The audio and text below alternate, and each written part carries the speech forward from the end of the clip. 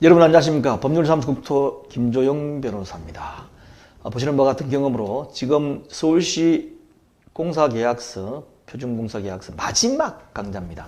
지금까지 20강은 조문별로 다 해가지고 서울시 공사 표준계약서를 가지고 설명을 드렸고, 그리고 수정할 부분은 이렇게 수정을 했고, 대신 서울시가 여기서 빠뜨려버린 게 하나 있어요.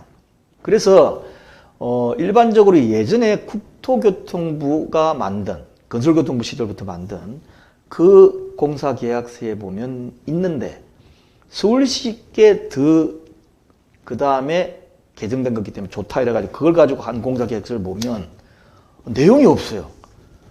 분쟁이 생겨가지고 우리가 막 해석을 하려는데 없습니다, 내용이. 그게 어떤 것인지를 제가 보여드리겠습니다. 자, 교재는 4권을 보시고 해설집에 해설해 놓도록 하겠습니다. 첫 번째, 공사계약 범위 포함하고 불포함 내역인데, 공사 범위 안에 포함되는 거하고 포함되지 않는 게 최초에 어디에 나옵니까? 한번 생각해 보십시오. 시공사가 우리는 이제 3천억이다. 3천억 공사에 이거는 포함하고 이거는 포함 안 되니까 그렇게 하십시오. 왜냐하면 어느 것을 포함하고 어느 걸 포함하냐에 따라서 공사 금액이 달라질 수밖에 없습니다. 그래서 같은 3천억짜리를 둘 다 A사, B사가 있는데, A사는 3천억 범위 내에서 해주는 공사 범위가 좀 많고 B사는 공사 부분이 좀 없다 그러면 나중에 보니까 결국 실질적으로는 어떻게 됩니까? B사가 더 비싸게 한 거예요. 실질적으로 제가 자문해 보면 나옵니다. 왜냐하면 항목이 너무 많다 보니까 조합에서 신경 안 쓰고 그냥 다 똑같이 다른 사업자들이 하는 것처럼 하겠지 해가지고 그냥 넘어갔다가 나중에 보니까 이 공사를 하려고 그러는데 조합에서 이 돈 추가로 납부해야 됩니다. 무슨 소리야, 이거 당연히 해주는 거 아니야? 보면 안 되어 있어요. 그래서 이것이 문제인 겁니다. 그런데 이런 공사 범위 포함시키는 거하고 불포함시키는 거하고 내용이 어디에 나오냐 이거죠. 어디에 나오죠? 사업참여제안서에 나옵니다. 사업참여제에 보면 시공사가 사업참여 조건 이래가지고 요 공사비에 포함하는 항목에 대해서 이렇게 쭉 나와요. 공사비에 포함하는 항목에 대해서 쭉 줘놨는데, 보면 무슨 공사는 하겠다, 무슨 공사는 우리는 안 한다, 이런 식으로 쭉 복잡하게 해놨는데, 이 보여드리는 내용은 인테리어, 마감재에 관련된 것도 다 포함시켜버려가지고 사람을 혼동하게 만들어요. 그리고 엄청나게 많이 해주는 것처럼 이렇게 막 집어넣어놨는데 실질적으로 중요한 건 다 빠져있는 내용의 경우입니다. 대개의 경우는, 마감재의 경우는 그냥 이러한 내용도 있지만 주로 팜플렛의 사진으로 많이 하죠. 그런데 공사 포함 내역하고 불포함 내역은 문구로 딱 명확하게 나옵니다.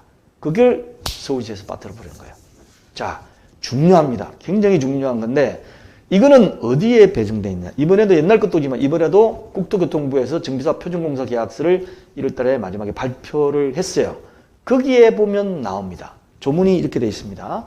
이번에 같은 6주에 보면 공사계약 금액 1. 도급인이 수급인에게 지급해야 하는 공사계약 금액은 관할 지방자치단체장이 최종인가한 건축시설 연면적에 3.3058제곱미터, 정확합니다. 보통 3.3제곱미터 이렇게 하는데 3.3058제곱미터가 더 정확하죠.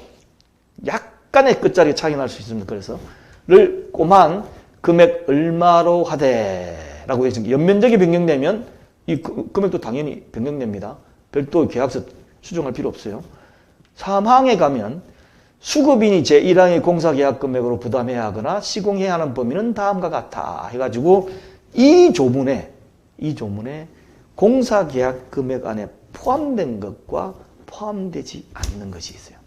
근데 국토교통부가 이번에 만들어 놓은 것을 보면 그냥 루틴하게 일반적인 것만 써놨습니다. 그래서 조합 입장에서는 이것도 나중에 따로 돈 더 달라 그러지 말고 다 포함시켜달라라고 입찰지침서에 미리 정해놓으면 그걸 포함한 금액으로 해야 돼요. 그러니까 예를 들면 이걸 다 포함하게 되면 550만 원에 제한할 걸 560만 원에 제한할 수도 있겠지만 어쨌든 다 포함해야 돼요.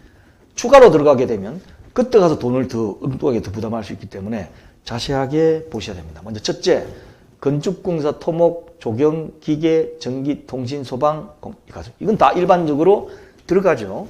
그 다음에 철거공사 및 잔재처리인데 성면조사 해체 제거 및 전기통신 가스 상하수도 및 공국 이 다 이제 철거하는 건 다 해야 된다. 어떤 경우는 지작물 밑에 있는 거는 안 한다라고 되어 있는 경우도 있어요. 상하수도 이건 별도로 니네들이 돈 내라는 경우도 있기 때문에 이것도 포함하는 것입니다. 그 다음에 기부체납시설을 제외한 단지 내 도로, 전기, 통신, 상하수도, 가스 등 간접시설 설치공사인데 기부체납시설도 해달라고 넣으면 돼요. 예. 나중에 가면 기부체납시설 공사도 별도로 돈이 꽤 들어갑니다. 그걸 해달라는 거죠. 그 다음에 상가 등 복리시설의 구획별 전기, 통신, 상하수도 관련 공사. 상가를 구획을 나누지 않고 그냥 통짜배기로 넣는 수가 있습니다. 통으로 해주고 나중에 네가 알아서 칸 잘라라. 이렇게 싸우는 경우도 있어요. 예. 그것도 있습니다. 그래서 어떤 경우는 또 보면 우리는 칸막이만 쳐주지 안에 있는 전기공사 호수를 나눠놨지 않습니까?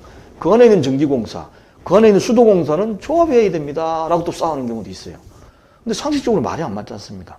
구획을 딱 해놨으면 거기에 딱 들어가면 어떻습니까? 전기도 각자 다 스위치가 다 있어야 되고 수도도 다 올라와 있어야 되고 뭐 이런 게 다 있어야 될 거 아니에요.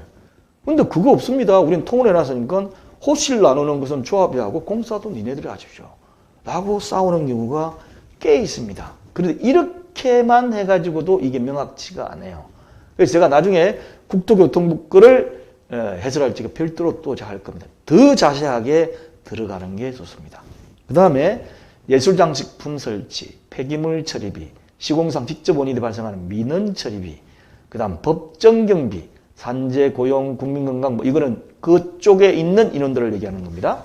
시공보증수수료, 하자보증수수료, 일반 분양 관련 재반 업무 및 재경비, 모델하우스, 그 다음에 광고성경비, 분양대행수수료, 그 다음 수거민이 입찰자에서 대시한 공사비 포함 항목, 그 다음에 도급인의 입찰도시 기재된 공사 중 수거민이 입찰 제한서에 기재된 거 있죠. 그러니까 대충 해놓고 나머지 것도 이렇게 되어 있는데 여기에 입찰 제한서에 되어 있는 같은 항목을 쓰면서 변경시켜버리면 입찰 제한서엔 그렇게 되어 있지만 계약 체결할 때 그거는 이렇게 변경했다라고 주장이 가능하기 때문에 자세하게 대조해 보셔야 됩니다. 그 다음에 공사계약 금액에 포함되지 않는 것을 또 써놨어요. 단지 대지 경계선 외부의 인익공사 분담금 및 시설 관련 비용, 기부채나 시설 공사비, 그 다음 도급인 또는 도급인의 조합원 명의로 부과되는 제세공과금, 부가가치세, 각종 등기비, 시공상 직접원이 발생하는 민원 이외의 민원 처리비는 시공사가 부담 안 한다라는 건데 이것도 부족합니다. 많이 싸우는 이유가 뭐죠? 조합은 이거 당연히 해주는 줄 알았는데 시공사는 뭐냐? 계약서 봐봐. 그건 안 해주기로 돼 있어. 니네들이 돈을 별도로 내야 돼. 근데 시공사는 조합은 다른 데서 막 해주는 것만 봐가지고 자기 의사가 포함된 걸로 생각하고 있는 거죠. 그래서 공사계약서 검토가 중요하고 제가 공사계약서 검토 비용을 별도로 받고 해주지만 그런 걸 면밀히 다 해줘야 됩니다. 그걸 한두 가지만 찝어도 공사계약서 검토 비용은 아깝지가 않을 겁니다. 자, 이상 서울시 거는 다 강의를 마쳤습니다. 앞으로 국토교통부 거를 이제 해설해 드릴 기회가 있을지 모르겠지만 이 서울시 거를 딱 듣고 나면 국토교통부는 조문만 읽어도 이게 무슨 뜻이구나 금방 아실 수가 있을 거예요. 그래서 한번 참조해 보시기 바랍니다. 자, 홈페이지에 들어가시면 1-4강좌에 넣어놓도록 하겠습니다. 감사합니다.